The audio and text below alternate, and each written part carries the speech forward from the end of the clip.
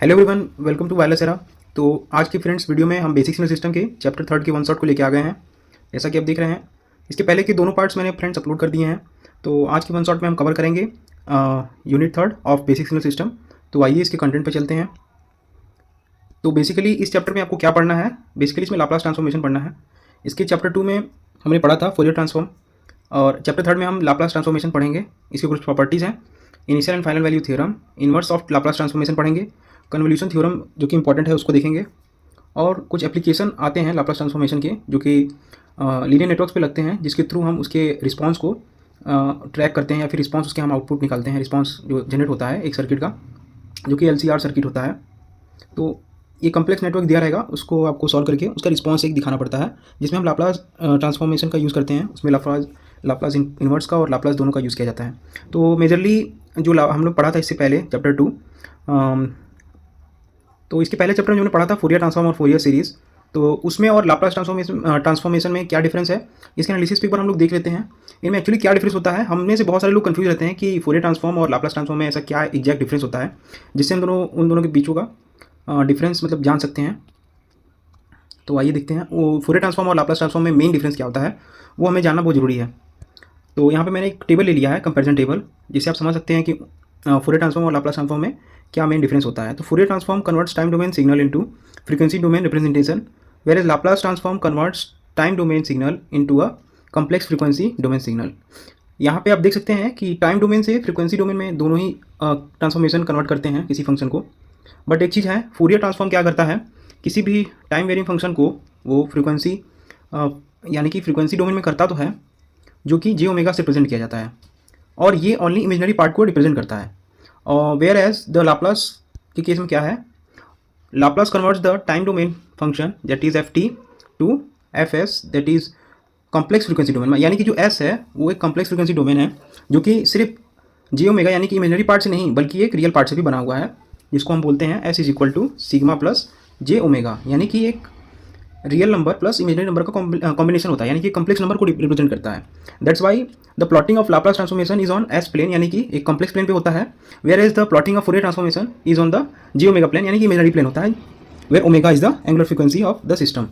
तो यानी कि टाइम डोमेन से अगर आप उसको एक सिंपल फ्रीक्वेंसी डोमेन में करेंगे तो उसके लिए आपको फ्रीक्वेंसी ट्रांसफॉर्मेशन अप्लाई करना पड़ेगा, और अगर आप उसको कॉम्प्लेक्स फ्रीक्वेंसी डोमेन में कन्वर्ट करना चाहते हैं, जिसमें एक रियल और एक इमेजिनरी पार्ट आता है, then it is called as Laplace transformation.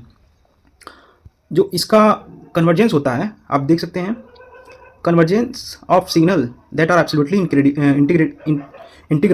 Integrable, that is every signal, and convergence for signals with exponentials growth और डीके, यानी कि ब्रॉडर कन्वर्जेंस होता है, इसका स्मॉलर कन्वर्जेंस होता है। Not applicable, region of convergence is not applicable, because हम लोग इसमें क्या मान लेते हैं, j को माइनस इन्फिनिटी से इन्फिनिटी तक हम मानते हैं कि उसका जो कन्वर्जेंस प्लेन होता है वो माइनस इन्फिनिटी से इन्फिनिटी तक लाई करता है फोरियर के केस में। वेयर एज जो हम लोग का लाप्लास ट्रांसफॉर्मेशन का क्या केस होता है, ये किसी भी यानी कि रियल प्लस इमेजिनरी एक्सिस दोनों के कॉम्बिनेशन पे कॉम्प्लेक्स प्लेन पे इसका ROC बनता है, यानी कि इसका जो क्या कह सकते हैं कि इसका जो कॉम्प्लेक्स प्लेन पे जो इसका रिप्रेजेंटेशन बनेगा वो real axis, j axis and real axis दोनों के कॉम्बिनेशन से बनेगा, और वो किसी भी पॉइंट पे लाई कर सकता है, या इधर नेगेटिव साइड और द पॉजिटिव साइड। सिमिलरली इसकी एप्लीकेशन आप देख लीजिए, primarily used for steady state sinusoidal analysis, that is signal processing, and widely used in control systems and differential equation solution। अभी कंट्रोल सिस्टम आप थर्ड ईयर के subject में पढ़ेंगे 5वें सेमेस्टर में कि कंट्रोल सिस्टम क्या होता है, और उसमें एक्चुअली लाप्लास ट्रांसफॉर्मेशन का बहुत ज़्यादा एप्लीकेशन है और बहुत ज़्यादा यूज़ किया गया है। These are applicable to periodic and aperiodic signals Fourier transformation, whereas these are applicable to causal functions or right-handed signals. Similarly, Fourier transformation is used to analyze the frequency component of the signal, and whereas the Laplace transformation is used to analyze the steady state behavior of the system। यहाँ पे लिखा हुआ देख सकते हैं आप, ये कुछ पॉइंट अपने दिमाग में इन दोनों के डिफरेंस बनाने के लिए आप इन सब में से कोई एक पॉइंट अपने दिमाग में रख सकते हैं। एक्चुअली क्या है कि लाप्लास ट्रांसफॉर्मेशन एक कम्प्लेक्स डोमेन वाला फंक्शन है, और फोरियर ट्रांसफॉर्मेशन एक सिंपल फ्रीक्वेंसी डोमेन रिप्रेजेंटेशन करने वाला फंक्शन है। और इन दोनों के रिप्रेजेंटेशन का फॉर्मूला आप देख लीजिए, integration 0 to infinite ft e की पावर माइनस st dt, यानी कि सब कुछ सेम है। यहाँ पे j आएगा तो यहाँ पे एस का यूज़ किया जाएगा। एस में क्या रियल और इमेजनरी दोनों आएगा, बट फोरियर के केस में ओनली इमेजनरी पार्ट आता है विथ नेगेटिव साइन। और यहाँ पे लिमिट पे भी आप गौर करिएगा, -इन्फिनिटी टू इन्फिनिटी इसका लिमिट होता है, वेयर इज लाप्लास का 0 टू इन्फिनाइट होता है, यानी कि इसका region of convergence always positive follow करता है। लाप्लास का कुछ एप्लीकेशन होता है जिससे पहले हम उसके डेफिनेशन को थोड़ा देख लेते हैं क्या होता है। Laplace transform is a powerful mathematical tool used in engineering physics, applied mathematics to simplify analysis of linear time invariant systems, particularly in solving differential equation. तो अभी जहाँ तक आप देखेंगे, आपके मैथ 1 में भी आपने देखा होगा, मैथ 1 या मैथ 2 में, कि आपने लाप्लास ट्रांसफॉर्मेशन पढ़ा होगा, जहाँ पे आप उससे कम्प्लेक्स डिफरेंशियल इक्वेशन को सॉल्व करने के लिए इस्तेमाल कर रहे थे। और ये इंजीनियरिंग के कुछ ऐसे फील्ड पे अप्लाई होता है, सच एज जहाँ पे लीनियर टाइम इनवेरिएंट सिस्टम्स के कुछ कैलकुलेशन करने रहते हैं, वहाँ पे हम लाप्लास इक्वेशन का यूज़ करते हैं।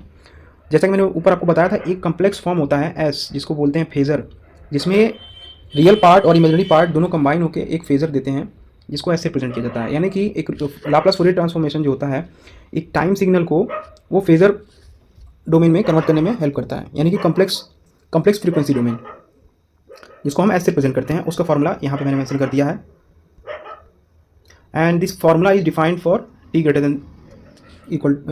than 0। सिमिलरली हम देखते हैं types of Laplace transformation. Generally इसके दो टाइप्स होते हैं, एक यूनिलैटरल, जैसा कि आप देख रहे हैं, unilateral and bilateral. One sided Laplace transformation, यानी कि वो सिर्फ t greater than equal to 0 पर अप्लाई होगा, यानी कि इसकी लिमिट जो होगी 0 tends to infinity, positive side tends करेगी। और जो डबल साइडेड लाप्लास ट्रांसफॉर्मेशन होता है, इसकी रेंज -इन्फिनिटी टू +इन्फिनिटी होती है, यानी कि ये पूरे प्लेन के लिए डिफाइंड होता है, from negative infinity to positive infinity. Similarly आपको इसका आप ओवरव्यू देख लीजिए, ज़्यादा आपको इसकी डीप में घुसने की जरूरत नहीं है। अब इसकी जो प्रॉपर्टीज़ आएंगी उसको आपको गौर से देखना है, और कुछ स्टैंडर्ड फंक्शन है जिन पर लाप्लास ट्रांसफॉर्मेशन अप्लाई होते हैं, तो उनके क्या फॉर्मूले बनते हैं उस पर आपको ज़्यादा गौर करना है। बाकी जो थ्योरेटिकल चीज़ें हैं वो थोड़ा थोड़ा आप जानते चलिए, उतना इनफ है आपके लिए। आइए देखते हैं। तो पहला हमारे पास क्या है, हमने लिया लाप्लास ट्रांसफॉर्मेशन ऑफ e⁻⁻at। ये सब फॉर्मूला को फ्रेंड्स करवाने से पहले मैं आपको प्रॉपर्टीज़ इसके दिखाना चाहूँगा। तो आइए हम स्किप करते हैं प्रॉपर्टीज़ पे, फिर हम चलेंगे उसके इक्वेशंस पे, यानी कुछ फॉर्मूलेस पे। पहले हम प्रॉपर्टी देख लेते हैं। सिमिलरली हमने जैसे कि फोरियर ट्रांसफॉर्मेशन में देखा था, उसकी जो प्रॉपर्टीज़ होंगे, हम सेम प्रॉपर्टीज़ लाप्लास ट्रांसफॉर्मेशन के लिए भी डिराइव करेंगे, like linear property, time shifting, frequency shifting, differentiation in time, integration in time, convolution most important है। इसका कन्वोल्यूशन प्रॉपर्टी का आपको क्या कह सकते हैं कि डेरिवेशन भी आता है। स्केलिंग प्रॉपर्टी सबसे सिंपल है, and initial and final theorem, जो कि मैं आपको लास्ट पेज में दिखा दूंगा। उसको मैंने अपने नोट्स में, जो मैंने बहुत प्रीवियसली नोट्स मैंने सॉल्व किया था, मैंने उसका स्क्रीनशॉट भी इसमें ऐड किया है, तो वो भी मैं आपको दिखाता चलूँगा।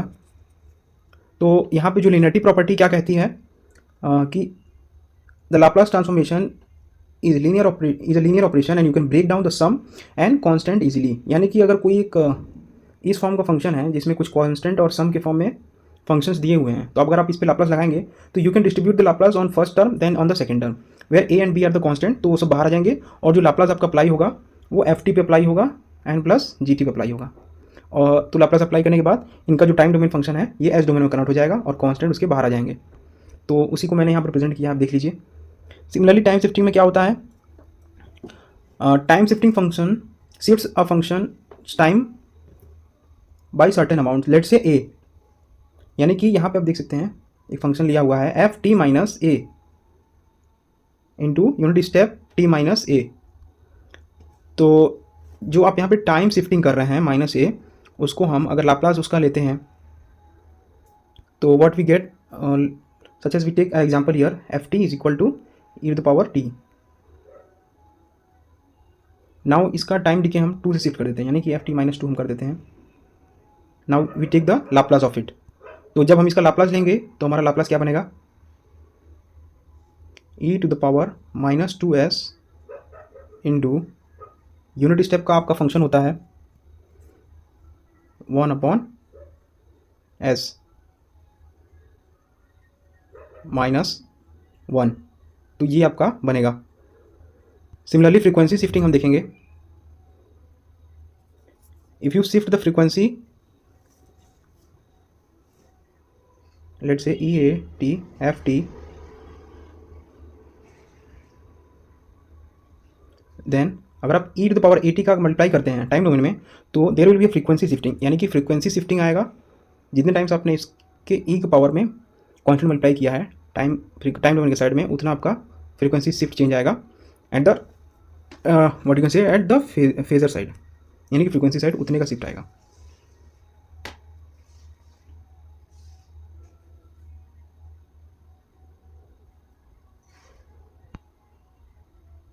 Similarly, time differentiation in time. If you differentiate the function at the time domain side, that is d by dt, so you will get after Fourier transformation what you will get. अगर आप time differentiation करते हैं तो उसका जो Laplace बनेगा वो क्या बनेगा, s into F of s एक पहला टर्म बनेगा, फिर minus F of initial term. जो एफ ऑफ जीरो है इसको इनिशियल टर्म कहते हैं, और ये वाला जो टर्म होता है ये डिफरेंशियल, जितने डिफरेंशियल आएंगे उस उतने s के पावर बढ़ते चले जाएंगे एंड साथ में उतने टर्म्स भी बढ़ते चले जाएंगे. जैसे कि आप यहाँ देख सकते हैं, अगर मैंने एक बार डिफरेंशिएट किया है तो उसमें दो टर्म आएंगे, एक इनिशियल टर्म होगा एफ ऑफ जीरो और एक टर्म होगा s into F of s.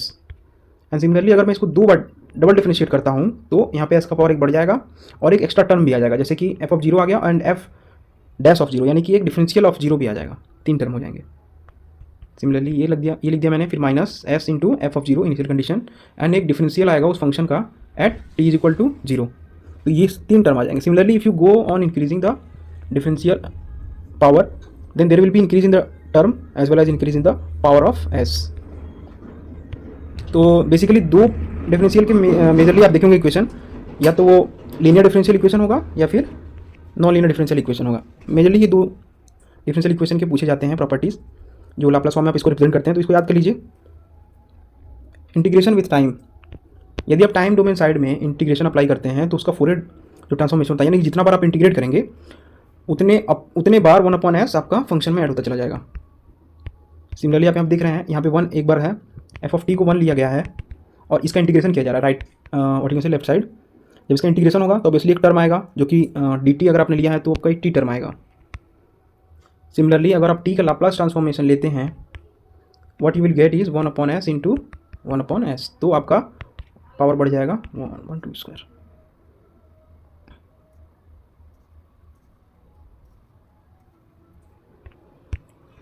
मतलब जितने बार आप इंटीग्रेट करेंगे उसे, लेट से आपने 2 बार इंटीग्रेट किया एफ ऑफ टी को, तो आपका जो एफ ऑफ एस आएगा उसके अपॉन जो पावर बनेगा इसका वो स्क्वायर बनेगा, यानी कि जितने बार आप इंटीग्रेट करेंगे उतने अपॉन एस स्क्वायर आएगा. सिमिलरली आप डिफरेंशिएट कर रहे थे जितने बार, उतने बार आपका एस स्क्वायर वाला टर्म आ रहा था, आई मीन एस का टर्म आ रहा था. जैसे कि 2 बार आपने डिफरेंशिएट किया था पिछले केस में, तो पिछले केस में हम देखते हैं कहाँ पे हमने डिफरेंशिएट, ये देखिए डिफरेंशिएट किया था तो 2 एस के पावर आ रहा था. सिमिलरली यहाँ पे इंटीग्रेट कर रहे हैं हम, तो जितने बार हम इंटीग्रेट करेंगे at the time domain side, तो जब उसका पूरा ट्रांसफॉर्म लेते हैं तो उतने बार 1/s का पावर हमें मिलता है, जहाँ n रिप्रेजेंट करता है कि कितने number of times integration apply करते हैं. सिमिलरली यहाँ पे कन्वोल्यूशन क्या होता है, कन्वोल्यूशन का एक ब्रीफ में क्या कह सकते हैं कि प्रूफिंग मैं नीचे बताया हूँ, तो उसको मैं एंड में आपको दिखा दूंगा. फिलहाल देखते हैं स्केलिंग क्या होता है. तो similarly scaling, if function is scaled by some factor let say a और अल्फा, देन उसका लाप्लास जो है वो कुछ इस प्रकार बनेगा 1/a f into S by A, यानी कि उतने फैक्टर से फूरियर ट्रांसफॉर्म होगा इसका, पहली बात तो डिवाइड होगा प्लस उसका जो फ्रीक्वेंसी डोमेन है वो उतने टाइम्स डिवाइड होगा like S by A. Similarly एक एग्जांपल अटैच्ड है, जैसे कि आप देख सकते हैं F function F T is defined as E to the power minus T. तो E to the power minus T है, अब इसका लाप्लास हम देखते हैं E to the power minus 2t का. तो E to the power minus 2t का लाप्लास क्या बनेगा, आप यहाँ पे देख सकते हैं, जो कि हमने पहले फंक्शन लिया था E to the power minus T, अब हमने उसका स्केलिंग फैक्टर -2 से रिप्लेस कर दिया.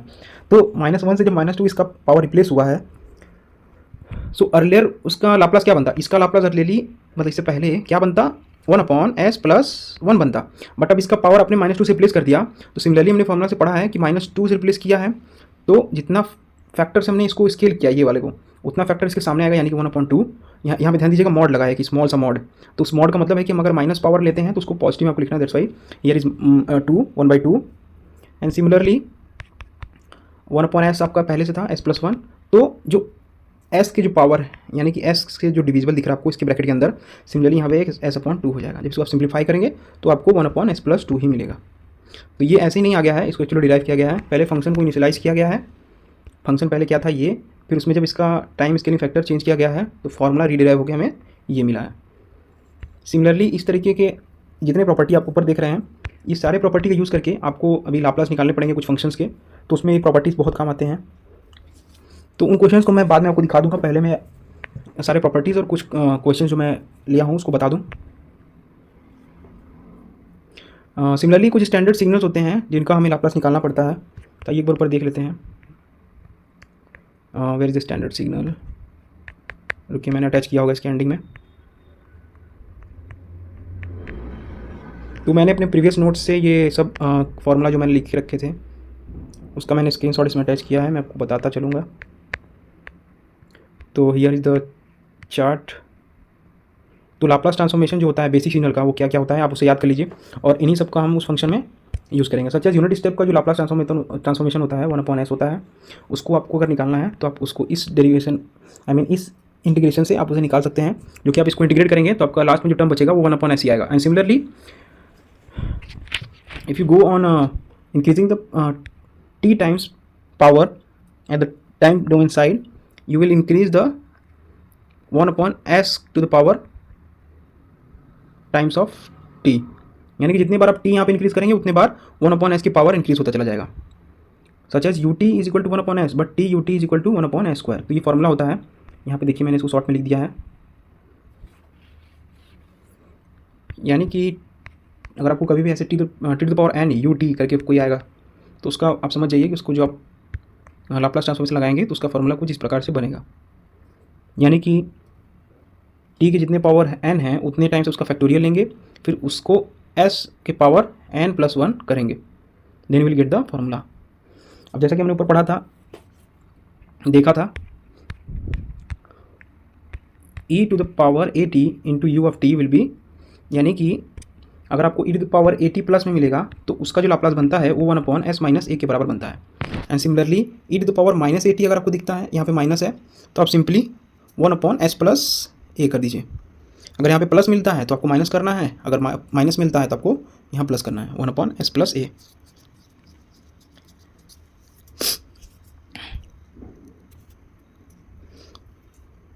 तो आप देख सकते हैं फॉर्मूला जैसे मैंने आपको बताया था, यहाँ पे अगर आप e टू द पावर कोई भी at मान लीजिए आपने कंसिडर किया है, तो ये पूरी टर्म आपकी जो फेजर डोमेन है यानी कि s वाली टर्म, उसमें क्या चेंज लाएगा, एक फ्रीक्वेंसी शिफ्टिंग चेंज लाएगा। यानी कि जितने टाइम्स आपने a स्केल किया है उतने टाइम्स आपका s डोमेन में फ्रीक्वेंसी शिफ्ट हो जाएगा। यानी कि माइनस किया है तो फ्रीक्वेंसी प्लस टाइम शिफ्ट हो जाएगा, यानी कि s के टर्म्स जहाँ जहाँ रहेंगे वहाँ पे आपका प्लस जनरेट हो जाएगा। सिमिलरली आप ध्यान दीजिए यहाँ पे ut प्लस के लिए डिफाइंड है जो कि 1/s प्लस a है, और यहाँ पे टर्म दोनों सेम है, बट यहाँ पे आप ध्यान दीजिएगा टाइम डोमेन जो कि नेगेटिव में है, यहाँ पे एक साइन भी नेगेटिव आ गया है। इस पे ज़्यादा आपको ध्यान देने की जरूरत नहीं है। ये जो इंटीग्रल फॉर्म में जितने लिखे हुए हैं ये सिंपली वो फंक्शन लिखे हुए हैं, प्लस उनका एक लिमिट लिखा हुआ है जो कि -∞ से +∞ को डिनोट कर रहा है, plus e to the power -st dt जो कि लाप्लास का डेफिनेशन है, जैसा कि ऊपर मैंने आपको दिखाया था। तो सिमिलरली इसके फॉर्मूलाज हैं आप इनको देखते रहिए। सारे फॉर्मूला मैंने जो लिख के रखे थे मैंने इसमें अटैच किए हैं, आप इसको एक बार देख लीजिए। सिमिलरली यहाँ पे देख सकते हैं e टू द पावर, अब ये इस e to the power positive हो चुका है, बट यूनिट स्टेप का जो टाइम डोमेन है वो नेगेटिव है, दैट्स वाई यहाँ पे ऊपर नेगेटिव आपको जनरेट होता हुआ दिख रहा होगा।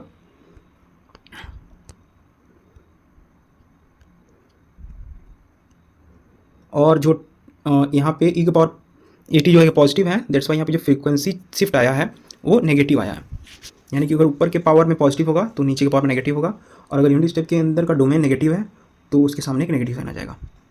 सिमिलरली अगर आप t का मल्टीप्लाई कर देते हैं plus e to the power -at का मल्टीप्लाई कर देते हैं, and u of t already इसमें एग्जिस्ट है, तो u ऑफ t का आप जानते हैं कि 1/s होता है, प्लस e के पावर -at अगर आप इंट्रोड्यूस करते हैं तो उतने टाइम्स आपका फ्रीक्वेंसी शिफ्ट हो जाएगा।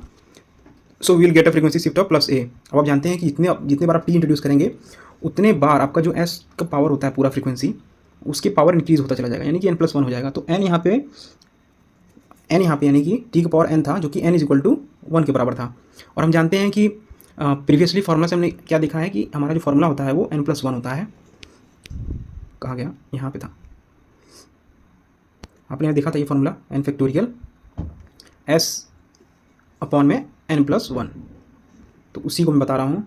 Similarly n is equal to 1 हो जाएगा और 1 हम प्लस कर देंगे तो उसका फॉर्मूला क्या बनेगा, 1/s प्लस a का होल स्क्वायर बनेगा।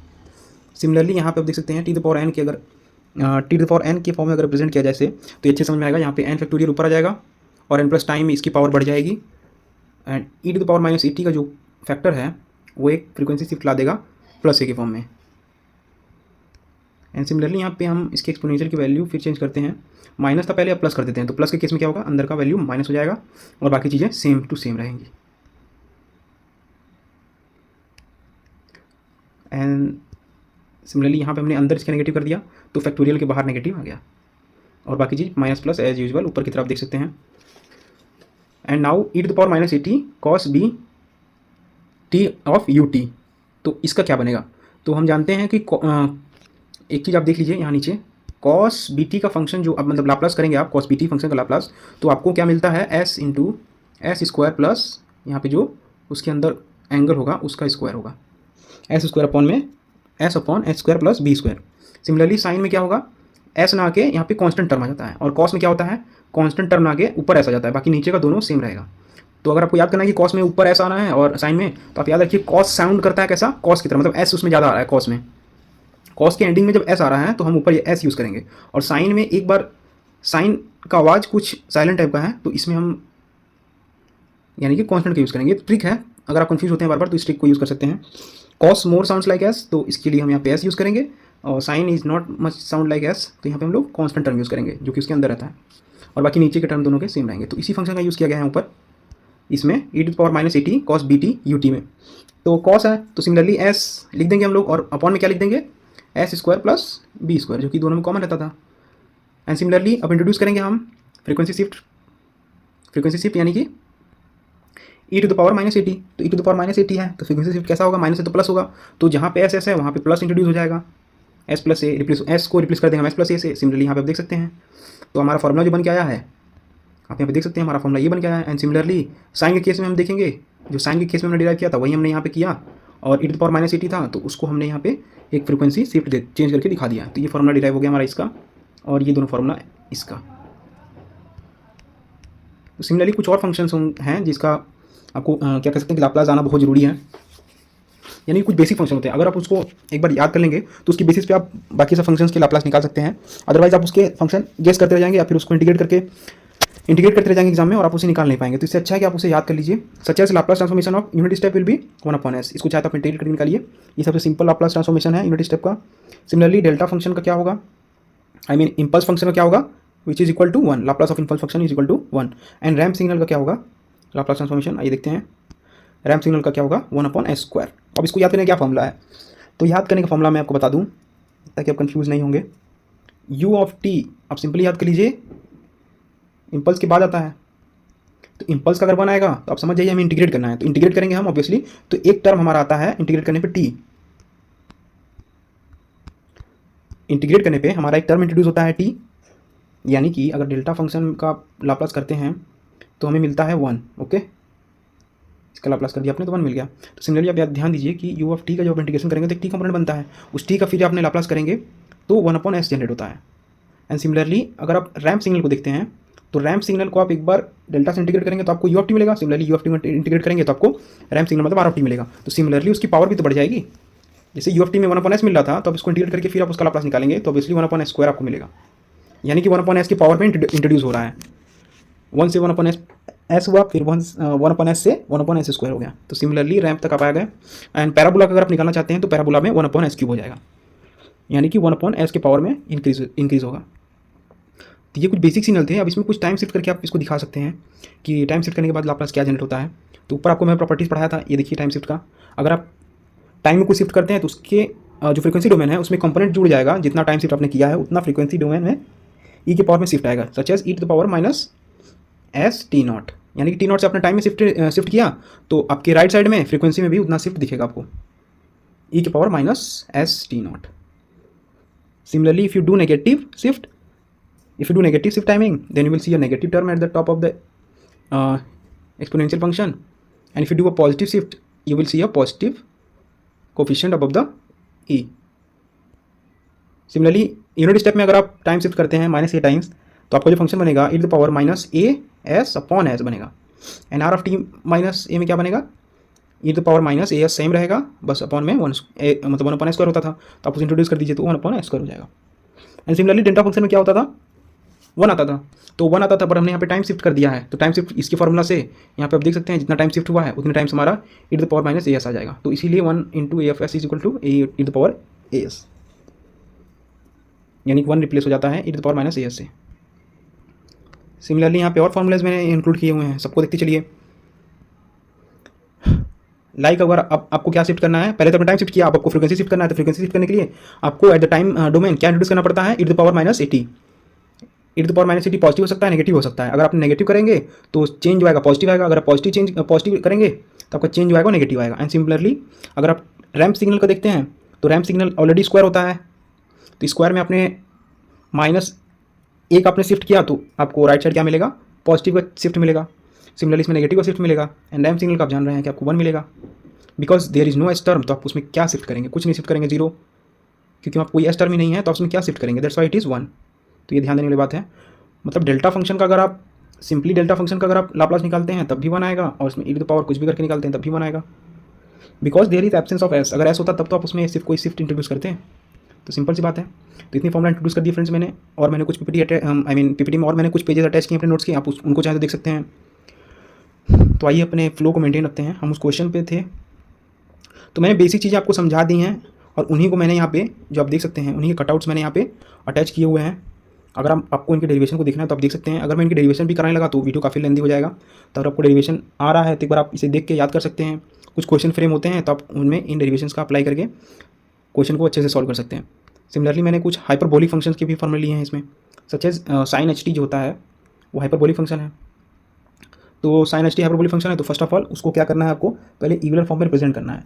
जब आप ईवलर फॉर्म में रिप्रेजेंट कर देंगे, सच एज जो साइन एच ए टी है उसका ईवलर रिप्रेजेंटेशन कैसे होता है, E to the power A T minus E to the power minus A T, मैं लिख नहीं पा रहा हूँ, 1/2। तो सिमिलरली आप पहले इसके एक्सपेंशन, जो ये क्या कह सकते हैं कि हाइपरबोलिक फंक्शन का एक्सपेंशन कीजिए ईवलर फॉर्म में, then you have the formula linearity property से आप लाप्लास पहले इस टर्म पे लगाइए फिर इस टर्म पे लगा दीजिए। सिमिलरली आपका फॉर्मूला जो बनेगा लास्ट में सॉर्ट करने के बाद आपका जो सिंप्लीफाई करने का फॉर्मूला बनेगा वो कुछ इस तरीके से बनेगा। सिमिलरली मैंने कॉस का यहाँ पे दिखा रखा है, बहुत ईजी है। अगर आप इसको गौर से देखेंगे, एक बार आप इसको लिख के समझने की कोशिश करेंगे तो फॉर्मूला आपको परमानेंटली याद हो जाएगा। अगर आपको फॉर्मूला नहीं याद होता है तो आप एक दो बार इस फॉर्मूला पेज बना लीजिए, जैसा कि मैंने आपको नोट्स बना के दिखाया है, यहाँ अटैच किया हुआ था नीचे। तो इस तरीके के आपने अगर डिवीजन करके रखे हैं तो आपके दिमाग में फॉर्मूला एकदम क्लियर फिट हो जाएगा। एक दो बार मैं तो कहूँगा इसको आप लिख लीजिए कहीं और फॉर्मूला लिस्ट बना लीजिए एक तरीके से। जब भी आप भूलते हैं तो इसको दोबारा आगे देख लीजिए, आप तुरंत रिमेंबर कर जाएंगे। तो इस पर क्वेश्चंस तो 100% आते हैं, तो आपको प्रॉपर्टीज़ अच्छे से याद रखना है। प्रॉपर्टीज़ कितने तरीके के होते हैं, कैसे कैसे होते हैं, और कन्वोल्यूशन जो मोस्ट इंपॉर्टेंट है उसका मैं आपको बताता हूँ लास्ट में, प्रूफिंग कैसे होगा। अब आइए देखते हैं नेक्स्ट पेज पे क्या है। फाइंड द, देखिए यहाँ पे क्वेश्चन एक मैंने अटैच किया था, इसको बता देता हूँ। Find the Laplace of the signal you of T and calculate the unilateral Laplace transformation. Unilateral मतलब वन साइडेड निकालना है, मतलब आपको पॉजिटिव के लिए निकालना है। तो ये और आसान है, आपको सिर्फ पॉजिटिव सीक्वेंस को लेकर चलना है। तो फर्स्ट क्वेश्चन क्या है, यूनिट इंपल्स फंक्शन है जिसको मेंशन किया है। एक्चुअली ये डेल ऑफ टी है ना कि 5 ऑफ टी, ये कॉपी गलत हो गया है। तो यहाँ पे देख सकते हैं डेल ऑफ टी। तो डेल ऑफ टी जो फंक्शन है इसका हमें निकालना है लाप्लास ट्रांसफॉर्मेशन। तो हम जानते हैं कोई भी फंक्शन का पहले आप उसको वैसे लिख लीजिए फंक्शन को। अब आप उस पर लाप्लास लगाएंगे तो Laplace then bracket then function लिखिए उसके अंदर ब्रैकेट क्लोज। अब आप क्या करेंगे, उसका एक्सपेंशन शो करेंगे। कैसे, हमको यूनिलैटरल निकालना है, यानी कि पॉजिटिव सीक्वेंस के लिए निकालना है। तो del of t e to the power minus S T, जो कि इसका फॉर्मूला होता है। इसको नहीं सोचना कहाँ से आ गया, ये फॉर्मूला ही होता है लाप्लास निकालने का। आपको पहले फंक्शन लेना है, फिर E to the power minus S T component लेना है, देन डी टी लेना है। अब आप इसको इंटीग्रेट करिए तो आप एक चीज़ देखेंगे कि जो डेल्टा फंक्शन का डेफिनेशन होता है for t is equal to 0, तो delta function t is equal to 0 पे डिफाइंड होता है। बाकी के लिए ये फंक्शन डिफाइंड ही नहीं है। यानी कि मैं आपको कहूँ सच है, हमको तो जाना है 0 से इन्फिनिटी तक, बट हम जानते हैं कि डेल्टा फंक्शन सिर्फ 0 पे डिफाइंड है। और 0 पे जो डेल्टा फंक्शन यानी यूनिट इम्पल्स फंक्शन होता है वो कितना वैल्यू देता है, at t is equal to 0 उसका वैल्यू क्या होता है, 1 आता है सिर्फ। तो यानी कि बाकी रेस्ट ऑफ द जो हमारा डोमेन है 1 से लेके इन्फिनिटी तक उस पर हमारा डिफाइंड ही नहीं है। क्या, इम्पल्स फंक्शन हमारा उस पर डिफाइंड ही नहीं है। तो हम उतना लंबा इंटीग्रेशन नहीं लेते हैं, हम इंटीग्रेशन को at t is equal to 0 तक ही शॉर्ट कर देते हैं, बिकॉज हमारा जो इम्पल्स फंक्शन है वो टी इज इक्वल टू 0 पे ही डिफाइंड ही है, बाकी के लिए डिफाइंड है ही नहीं। तो हम उतना लंबा इंटीग्रेशन सो ही क्यों करेंगे। दैट्स वाई हमारा जो टी का लिमिट बन जाता है टी इज इक्वल टू 0, तो लिमिट को रिप्लेस करते हैं, फिर डेल्टा का फंक्शन डेल्टा का जो वैल्यू है टी इज इक्वल टू 0 1 हो जाएगा। E to the power minus S T जो है उसमें हम टी की वैल्यू 0 पुट कर देंगे, तो anything to the power 0 is 1। That's why जो दोनों के प्रोडक्ट हैं, मतलब इसका वैल्यू 1 आ जाएगा, इसमें मैं बना नहीं पा रहा हूँ अच्छे से, और इसका वैल्यू जो यहाँ पे था 1 आ जाएगा, मतलब 1 × 1 इज इक्वल टू ऑलरेडी 1। तो इसी से आप जान जाइए कि जो हमने आपको नीचे बताया था कि डेल्टा का जो लाप्लास ट्रांसफॉर्मेशन होता है 1 क्यों आता है, तो यही रीज़न था एक्चुअली। तो इसी तरीके से आपको सारा डेरिवेशन करना है अगर आप कर सकते हैं तो, जो कि आपको आगे के लिए भी बहुत बढ़िया हो जाएगा। अगर आप गेट उठ देना चाहते हैं तो ये सब फॉर्मूला ये सब फॉर्मूला आपकी मुँह जबानी होनी चाहिए, यानी कि कभी पूछा जाए आप उसके आंसर आपके दिमाग में होना चाहिए। तो अगर आप उसको प्रैक्टिस कर लेते हैं तो वो परमानेंट आपके दिमाग में स्टोर हो जाएगा। सिमिलरली हमें यूनिट स्टेप का निकालना है अब। तो यूनिट स्टेप डिफाइंड होता है for t greater than equal to 0 और t less than equal to 0 पे वो डिफाइंड नहीं होता है। तो हमारा जो यूनिलैटरल फंक्शन पूछा गया है, यूनिलैटरल लाप्लास ट्रांसफॉर्मेशन, वो एक्चुअली इसके डिफाइंड भी है और इसी के लिए पूछा भी गया है। तो हमारा ये बहुत बढ़िया हो गया एक तरीके से। तो हम सिमिलरली यहाँ पे जाके यूनिट स्टेप का वैल्यू लिख देंगे, बिकॉज फॉर 0 से लेके इन्फिनिटी तक यूनिट स्टेप का वैल्यू 1 होता है, तो ऑलरेडी डिफाइंड है। तो यहाँ पे हम वैरी करेंगे वैल्यू को, और यहाँ पे हमारा e⁻⁻st जैस का तस आ जाएगा बाहर, और इसका जो मल्टीप्लाइड कंपोनेंट है टी टर्म्स के साथ वो 1 में चला जाएगा, माइनस एस आ जाएगा। अब फिर इस पर हम लिमिट लगा देंगे 0 से इन्फिनिटी तक, तो इसका वैल्यू हमें मिल जाएगा 1/s। इसको आप सिंपलीफाई करेंगे तो आपको 1/s आएगा। तो हम जान गए कि यूनिट स्टेप का भी जो लाप्लास ट्रांसफॉर्मेशन होता है उसका वैल्यू 1/s के बराबर होता है। तो इस तरीके से सारे फंक्शन मैंने आपको नीचे दिखा दिए थे। इसी तरीके से अगर आपको कोई भी फंक्शन पूछा जाता है क्वेश्चन में, तो आप एक बार मेरे इस नोट से आप प्रैक्टिस कर लीजिए, उसको आप उस समय ही डिफाइन करके या फिर उसको क्या कर सकते हैं, एक्सप्लेन कर सकते हैं, उसको अच्छे से आप कैलकुलेट करके डिराइव कर देंगे उसी समय। अगर आप इसको एक बार प्रैक्टिस करके रखे हैं तो इसको ध्यान से देख लीजिएगा एक बार। अभी तो मैंने सिंपल से एग्जांपल लिया था, कुछ इसी प्रकार के आपके क्वेश्चंस आते हैं पेपर में, तो उन्हें भी आप ध्यान से देखते रहिएगा। अब ये देखते हैं कन्वोल्यूशन थ्योरम क्या होता है। जैसा कि मैंने आपको फोरियर ट्रांसफॉर्म में बताया था, कन्वोल्यूशन थ्योरम जो होता है वो ये कहता है that says that Laplace transformation of convolution of two function is in the time domain is equal to the product of the individual Laplace of the two terms in the S domain। यानी कि अगर आप time domain में किसी दो function का convolution लेते हैं, सच एज ft और gt का हमने कन्वोल्यूशन ले लिया। कन्वोल्यूशन का साइन आप जानते हैं स्टार होता है, ये अपने फोरियर में देख रखा होगा, अगर आपने नहीं देखा तो आप उसको देख के आइए, थोड़ा आपको समझ में आएगा। तो अगर आप इसका लाप्लास लेंगे आप एट द एंड, तो आपको क्या मिलेगा, आपको सिंपली उन दोनों फंक्शन का फेजर डोमेन में मल्टीपल मिलेगा। तो यही ये फंक्शन कहता है, और इसका जो क्या कहते हैं, इसका जो डेरिवेशन है मैंने नीचे अटैच किया, वो बता दूंगा बाद में। तो इसका एक रिप्रेजेंटेशन होता है, जो कन्वोल्यूशन थ्योरम होता है उसका रिप्रेजेंटेशन क्या होता है, 0 to t f of tau that is time constant into g of t minus tau. चाहे तो आप इसको ऐसे लिखिए या फिर आप ऐसे लिख सकते हैं, f of t minus tau, sorry f of t minus tau, actually t minus tau then g of tau, इसको ऐसे भी लिख सकते हैं, यानी कि टर्म्स को इधर और उधर कर सकते हैं, कोई दिक्कत नहीं है। तो ये डिफाइंड होता है कन्वोल्यूशन इस तरीके से। और इसकी प्रॉपर्टी क्या होती है कि अगर आप दो फंक्शन कन्वोल्यूशन का टाइम डोमेन में लाप्लास लेते हैं तो वो उन दोनों के फेजर का प्रोडक्ट देता है। सिमिलरली नेक्स्ट टॉपिक देखते हैं क्या है। तो प्रूविंग मैंने यहाँ अटैच कर रखा है, आप यहाँ पे देख लीजिए एक बार।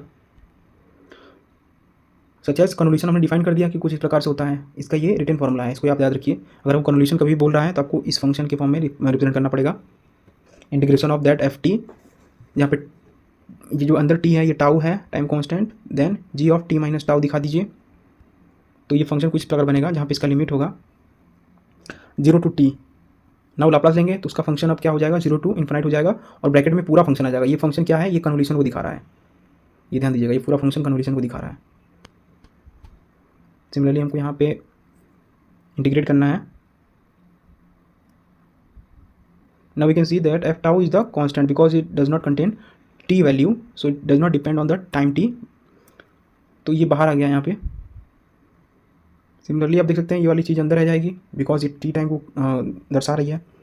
नाउ हम क्या करेंगे, टी माइनस टाउ को हम यू मान लेंगे, एंड टी को जब हम इसको सॉल्व करेंगे तो हमें T equal to tau plus U मिल जाएगा। सिमिलरली डी टी और डी यू को हम डिफरेंशिएट कर देंगे both side, then we can replace the T with tau plus U in the exponential part.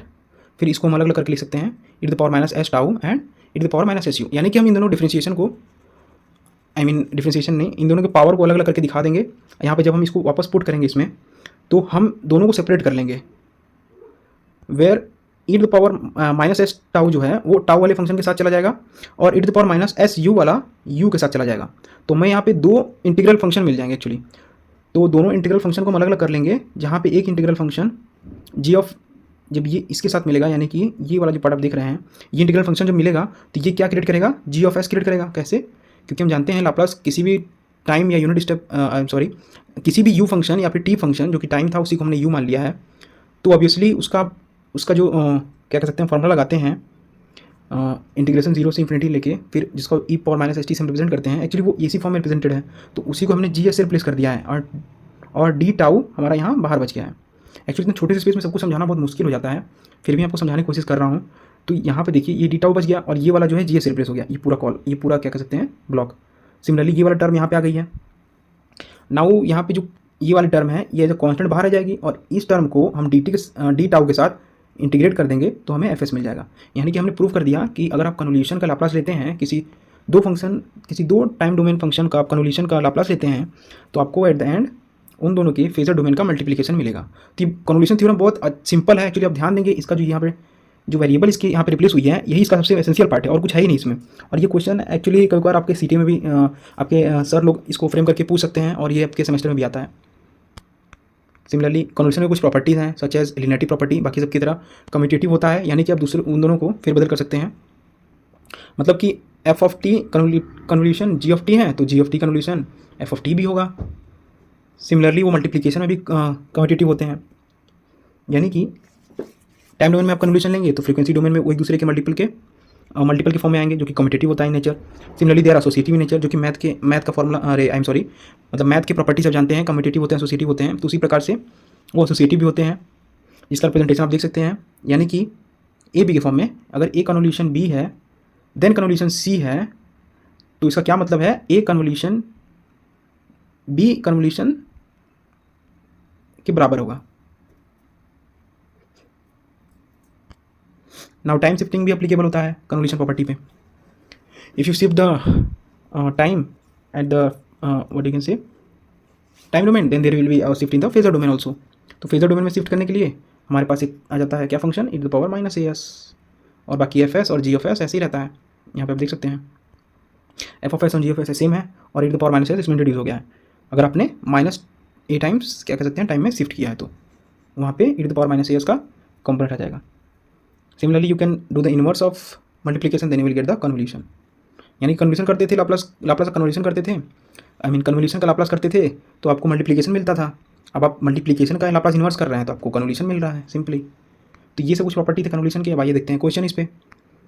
एक क्वेश्चन फ्रेम होता है 82 के 19 में पूछा गया है, 10 नंबर का आया था क्वेश्चन और ये रिपीट करेगा एक्चुअली। इस टाइम क्वेश्चन रिपीट करते हैं। इसमें क्या पूछा गया है, for a transfer function h of s s plus 10 slash what is here we can see, जो ट्रांसफर फंक्शन आपको दिया हुआ है यहाँ पे s plus 10 upon s square plus 3s plus 2, यानी कि इस ट्रांसफर फंक्शन जो दिया हुआ है उसमें आपको क्या फाइंड करना है, response due to a input given as sine of 2t into u t. यानी कि जो transfer function h of s बना है वो किन दो चीज़ों से बना है, y of x and x of S.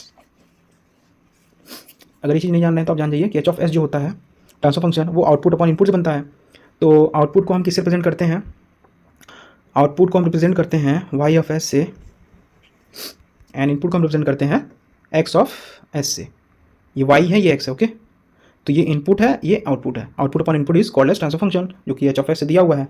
और यहाँ पे हमें क्या बोला है कि हमें यहाँ बोला इनपुट का जो मतलब इनपुट का जो फंक्शन है वो x of t sine 2t u t से डिफाइंड है, जिसके थ्रू हमको रिस्पॉन्स फाइंड करना है transfer function h of s का। तो हम क्या करते हैं, पहले एक्स ऑफ टी जो हमें दिया है इनपुट, इसको हम फ्रीक्वेंसी डोमेन में कन्वर्ट कर लेते हैं।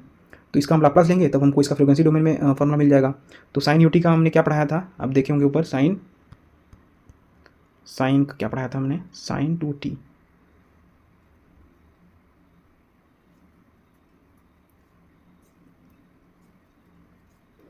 साइन 2t का हम क्या देखेंगे, फॉर्मूला क्या था, जो कांस्टेंट टर्म है वो ऊपर आ जाएगा और नीचे उन दोनों का स्क्वायर हो जाएगा, तो s का स्क्वायर हो जाएगा प्लस 2 का स्क्वायर यानी 4 हो जाएगा। तो वही चीज़ यहाँ पे लिखा हुआ है। पहले हम इसका लाप्लास ले लिए हैं, फिर हमारा जो फंक्शन है हमें क्या निकालना है, रिस्पॉन्स निकालना है। रिस्पॉन्स क्या होता है, आउटपुट, यानी वाई ऑफ एस निकालना है। तो जिससे हमने फॉर्मूला बताया था h of s is equal to y upon x होता है। हमें वाई चाहिए था तो हम वाई को यहाँ ला लिए, हमने वाई को यहाँ ला लिया और हमारा बच गया क्या, एच इंटू एक्स बच गया। तो दोनों को हम फेजर डोमेन में ले लेंगे। तो सिमिलरली आपने देख लिया यहाँ पे इनपुट का हमने फेजर डोमेन ले लिया एंड ट्रांसफर फंक्शन का हमने फेजर डोमेन ले लिया। इन दोनों के मल्टीपल से हमें एक ट्रांसफर फंक्शन मिलेगा जिसको हम रीअरेंज कर लेंगे वाई ऑफ एस के फॉर्म में। इसको जब रीअरेंज करेंगे तो ये आपको यही मिलेगा। फिर इसको रीअरेंज करने के बाद क्या करना है, हमें लगाना है पार्शियल फ्रैक्शन।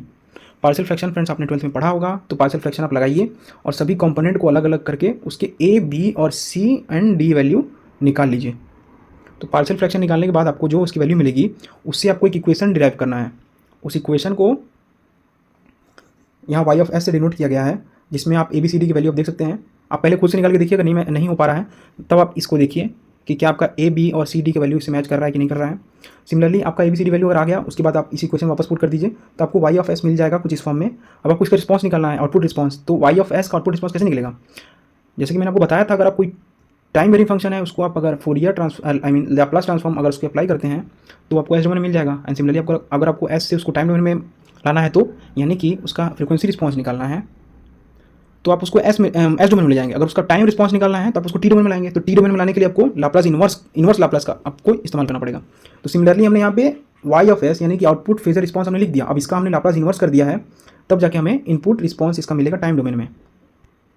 इसका जो आउटपुट डोमेन, इसका जो रिस्पॉन्स मिलेगा y of t in time domain, वो किस प्रकार मिलेगा, हम पहले टर्म, दूसरे टर्म, तीसरे टर्म को देखते हैं ध्यान से। इनको सिंप्लीफाई करेंगे तो आपको कुछ इस प्रकार से मिलेगा।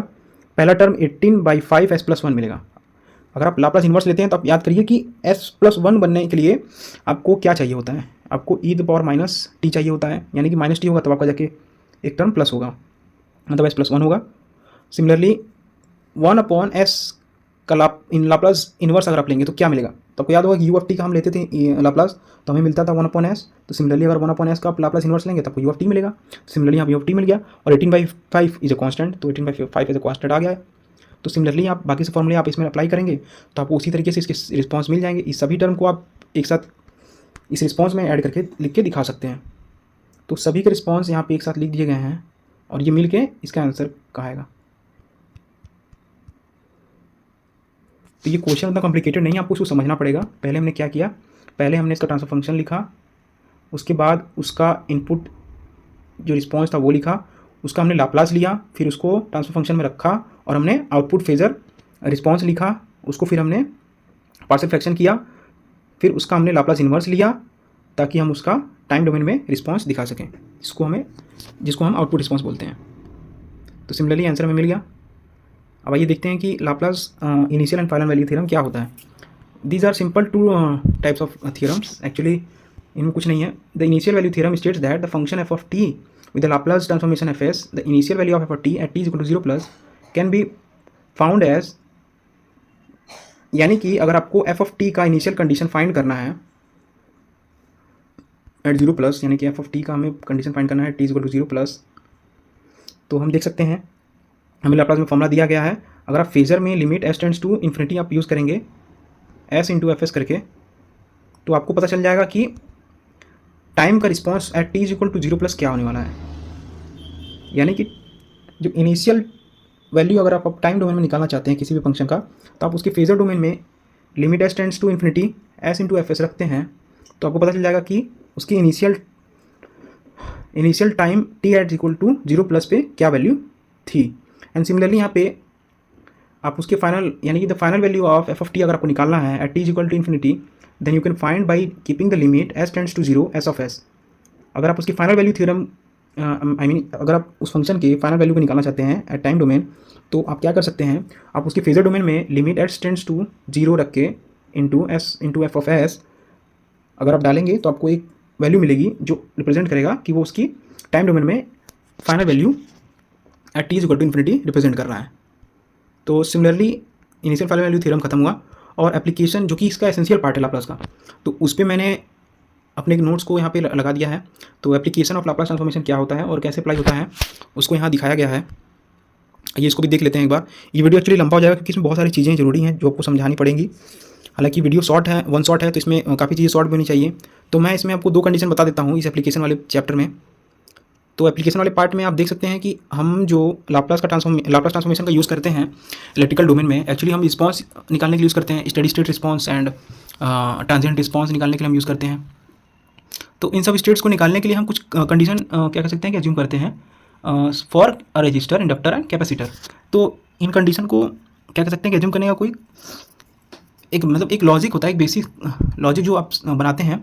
सच एज ट्रांजिएंट केस में अगर आप बिहेवियर देखते हैं रेजिस्टेंस का, तो वो 0 होता है, यानी कि रेजिस्टेंस एक रजिस्टिव पार्ट है, इसमें कोई ट्रांजिएंट स्टेट नहीं होता। यानी कि यहाँ पे at t is equal to 0 switch जब क्लोज होता है तो इसमें करंट फ्लो नहीं बंद हो जाती है।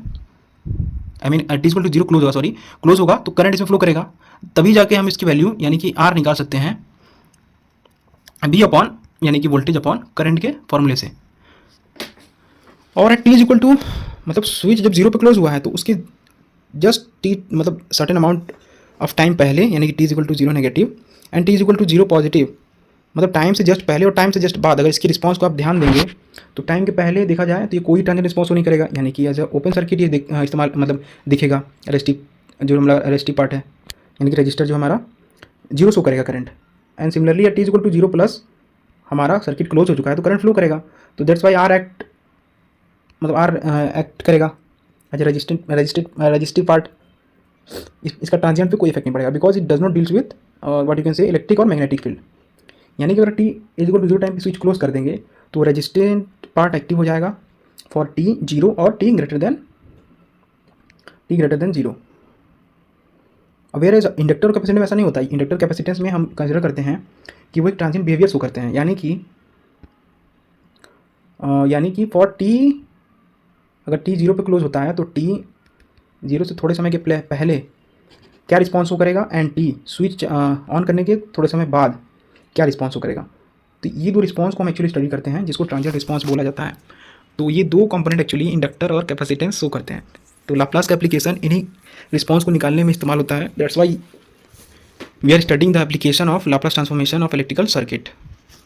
तो सिमिलरली अगर आप कंसिडर करेंगे कोई एक सर्किट जिसमें कि एक इंडक्टर लगा हुआ है, अगर वहाँ पे अगर आप t time is equal to zero पे स्विच क्लोज करते हैं तो करंट वहाँ फ्लो करेगा। तो for t greater than t zero, यानी कि टी ग्रेटर देन जीरो, यानी कि पॉजिटिव टाइम पे जब आप देखते हैं जीरो से जस्ट पहले थोड़े समय के बाद, तो आप देखते हैं कि वैल्यू एक फाइनाइट है। तो फाइनाइट वैल्यू पे क्या होगा, यानी कि टी की वैल्यू जो जीरो प्लस है वो इतनी बड़ी नहीं हो गई है, वो नियर अबाउट जीरो ही मानी जाएगी। तो यहाँ पे मैंने लिखा है कि जो चेंज होगा, यानी कि जो इंडक्टर का क्रॉस वोल्टेज है उसके जो फॉर्मूले में आप देख सकते हैं L D I upon D T है, तो ये डी टी का जो चेंज है एक्चुअली वो जीरो प्लस रिप्रेजेंट कर रहा है। तो t is equal to zero plus पे जो हल्का फुल्का चेंज आएगा वो नियर अबाउट जीरो ही होगा, यानी कि चेंज अभी भी टाइम का चेंज जो है वो जीरो के बराबर ही है, हल्का ही है बट वो जीरो के बराबर है। तो वो क्या रिप्रेजेंट करेगा कि voltage is nearly to infinite. अगर चेंज जो है वो जीरो के लगभग है तो हमारा वोल्टेज जो होगा एक इन्फिनाइट टाइम्स मोड ले लेगा, यानी कि वोल्टेज इतना हाई दिखेगा कि उसे हम क्या कंसिडर कर लेंगे कि voltage is acting as a open circuit, यानी कि उसके अक्रॉस वोल्टेज बहुत ज़्यादा है, इन्फिनाइट है मतलब वोल्टेज बहुत ज़्यादा है, तो हम इंडक्टर को क्या एज्यूम कर लेंगे कि वो एक ओपन सर्किट की तरह इस्तेमाल हो रहा है for t is equal to zero plus, यानी कि t zero t at t is equal to zero या उससे थोड़े वैल्यू ज़्यादा के लिए। Similarly at t is equal to zero negative, यानी कि t at equal to zero पर जो स्विच बंद हो रहा है उससे जस्ट थोड़ी देर पहले जब स्विच क्या कह सकते हैं कि खुला हुआ था, तो उस केस में क्या हम कहेंगे कि टी की वैल्यू बहुत ही हल्की चेंज हुई है।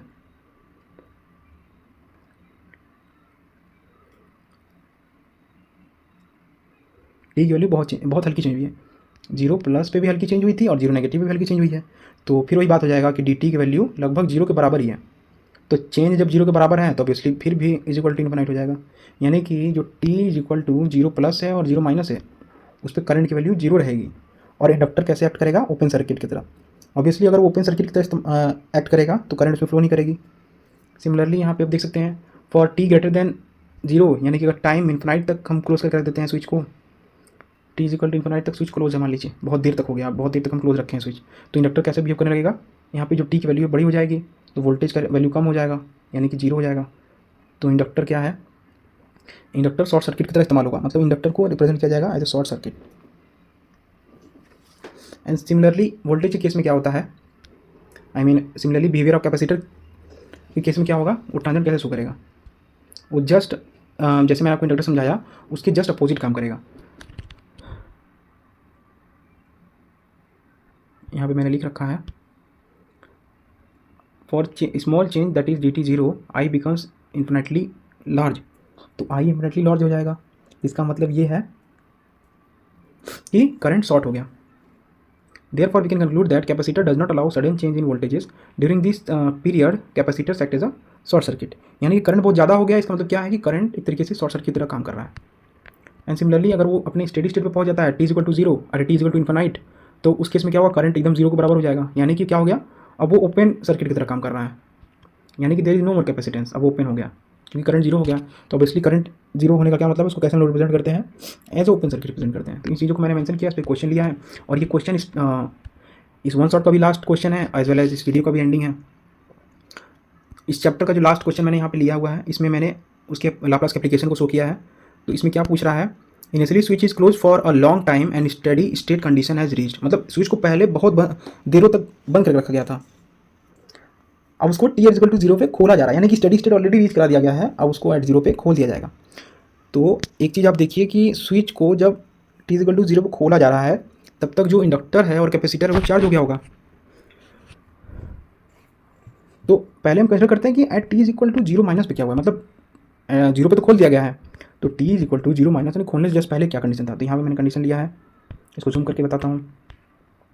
तो t is equal to zero minus switch is close, तो जीरो से जस्ट पहले स्विच क्लोज था। यहाँ पे देखिए क्लोज स्विच को शॉर्ट सर्किट से प्रिंट किया गया है। तो हम जैसा कि जानते हैं at t is equal to zero when switch was close, तो हम जान रहे हैं कि वो इन्फिनाइट तक पहुँच चुका था, स्टडी स्टेट रीच कर गया था अपना। तो स्टडी स्टेट पे से इंडक्टर कैसे एक्ट करता है, शॉर्ट सर्किट की तरह एक्ट करता है, तो इंडक्टर को हमने शॉर्ट सर्किट से रिप्लेस कर दिया। और स्टडी स्टेट जब था तो कैपेसिटर ओपन सर्किट की तरह बिहेव करता है, तो हमने ओपन सर्किट से रिप्लेस कर दिया। तो सिमिलरली इस केस में जो हमारा ये कंप्लीट सर्किट का पाथ बनेगा, इससे हमने करंट निकाल लिया, जो कि हमें जीरो टाइम का इनिशियल करंट दे देगा, जिसको हम निकाल सकते हैं V/R करके 10/10, तो हमें मिल जाएगा 1 ampere. And similarly VC zero है, जो हमारा वोल्टेज इसके अक्रॉस आएगा at t is equal to zero minus, वो भी जीरो के बराबर आएगा, क्योंकि कुछ वोल्टेज है ही नहीं, because it is open circuit. And capacitor is not charge initially at t is equal to infinite. And now अब आप प्रेजेंट केस में आ जाइए, जब at t is equal to zero को, मतलब at t is equal to zero पे switch जब ओपन किया जाता है, तो switch is open, now switch open कर दिया गया। तो जब आप एक चीज़ ध्यान दीजिए, जब आप स्विच ओपन कर देंगे तो आपका जो ये नेटवर्क का पार्ट है ये तो अलग हो जाएगा।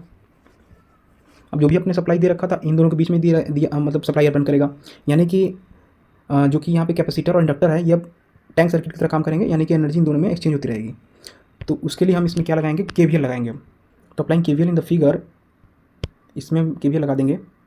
तो इंडक्टर के अक्रॉस कितना वोल्टेज जनरेट होगा उसका फॉर्मूला मैंने यहाँ लिख दिया है। सिमिलरली कैपेसिटर के अक्रॉस कितना वोल्टेज जनरेट होगा इसका फॉर्मूला यहाँ मैंने लिख दिया है। नाउ एक इनिशियल जो कैपेसिटर के पास चार्ज था, यानी कि जो होल्डिंग कैपेसिटी थी at is equal to infinity, उसको हम इनिशियल कंडीशन से रिप्रेजेंट करेंगे माइनस VC जीरो माइनस। तो हम देख रहे हैं कि यहाँ जो अर्लियर कंडीशन था एट VC जीरो माइनस, जो कि कैपेसिटर के at is equal to minus zero पे जो वोल्टेज स्टोर किया था उसने, उसकी वैल्यू है जो कि जीरो के बराबर, यानी कि इसको लिखिए मत लिखिए कोई जरूरत नहीं है, बट हम इसे मेंशन करते हैं। When the condition has been reached at steady state, तो हम एक इनिशियल कंडीशन शो करते हैं, उसी लिए हमने एक कंपोनेंट लिया था जो कि जीरो के बराबर है, तो उसको हमने हटा दिया। सिमिलरली हमने यहाँ पे इंडक्टर के वैल्यू को रिप्लेस कर दिया है 2 से, एंड कैपेसिटेंस के वैल्यू को रिप्लेस कर दिया है 1/5 से, जो कि 0.2 के बराबर है। इसको जब आप सिंप्लीफाई कर लेंगे, अब आप इसको कैसे सिंप्लीफाई करेंगे, इस पर लाप्लास आप लगाएंगे ना, तो लाप्लास लगाएंगे इन पे, तो डिफरेंशियल का लाप्लास मैंने आपको बताया था, जितने बार डिफरेंशिएट करते हैं उतना टर्म आता है, तो S इंटू IL S आ गया। सिमिलरली एक इनिशियल कंडीशन आता है जो कि दर्शा रहा है -1 IL ऑफ जीरो माइनस, जो कि हमने यहाँ निकाल रखा है, तो इसकी वैल्यू यहाँ पर पुट कर दीजिए 1 के बराबर। एंड सिमिलरली यहाँ पे इंटीग्रेशन है, तो इंटीग्रेशन का लाप्लास आप लेंगे तो क्या आता था 1/s आता था, जो कि हमने यहाँ दिखा दिया 1/s। तो इसको जब आप सिंप्लीफाई करेंगे तो आपको एक फेजर फंक्शन मिलेगा, यानी कि S फॉर्म में आपको एक फंक्शन मिलेगा जो कि रिप्रेजेंट कर रहा है ILS is equal to 25/2s² plus 0.2। तो ये जो फंक्शन मिल रहा है ये है लाप्लास कन्वर्टेड फंक्शन। वो हमको इसको इन्वर्स लाप्लास लगा के इसको टाइम डोमेन में कन्वर्ट करना पड़ेगा, ताकि हम लोग को रिस्पॉन्स निकालना है। रिस्पॉन्स किस में आता है, ऑब्वियसली टाइम डोमेन में आता है। तो टाइम डोमेन में रिस्पॉन्स निकालने के लिए हमने इन्वर्स लाप्लास लगाया, और हमें जो फंक्शन मिला वो कॉस रूट में 0.1 t into U of T जो लास्ट में है वो क्या है, यूनिट स्टेप फंक्शन है, इसमें ब्रैकेट मिस हो गया है, ब्रैकेट लगा लीजिएगा आप। तो हमारा आंसर जो बनेगा ये बनेगा, दिस वॉज रिक्वायर्ड रिस्पॉन्स, और वो रिस्पॉन्स हमने निकाल दिया। तो सिमिलरली आप देख लीजिए हमने सारा टॉपिक कवर कर दिया। लाप्लास क्या होता है, क्या डिफरेंस होता है फूरियर ट्रांसफॉर्मेशन से, उसका कितने तरह के फंक्शन होते हैं, कितने तरह के लाप्लास ट्रांसफॉर्मेशन होते हैं, उसके प्रॉपर्टीज़ क्या क्या होती हैं, कन्वोल्यूशन थ्योरम क्या होता है, उसकी प्रूविंग मैंने बता दिया आपको, एंड कन्वोल्यूशन के क्या क्या प्रॉपर्टीज़ होती हैं वो भी बता दिया मैंने आपको, और फाइनल इनिशियल वैल्यू थ्योरम क्या होता है बता दिया, उसकी एक्सप्रेशन कैसे लिखे जाते हैं बता दिया मैंने, जो स्टैंडर्ड सिग्नल पे आप लाप्लास लगाते हैं उसके फॉर्मूला क्या होते हैं, उसको डिराइव कैसे करना है वो भी मैंने आपको बता दिया। तो लाप्लास का देखा जाए तो मैंने एक तरीके से पूरी तरीके से A to Z फंक्शन से लेकर क्वेश्चन से लेकर एप्लीकेशन तक सब कुछ कवर कर दिया है इसमें। तो अगर आप अंतिम तक बने हुए हैं, तो अगर आपने शुरू से लेकर अंत तक देखा है तो आप सभी चीज़ों को कवर कर लिए होंगे अभी तक। अगर वीडियो लंबा होता है तो मैं इसको थोड़ा फास्ट करके अपलोड कर दूंगा। तो अंत तक बने रहने के लिए thank you. Let's see you in next video.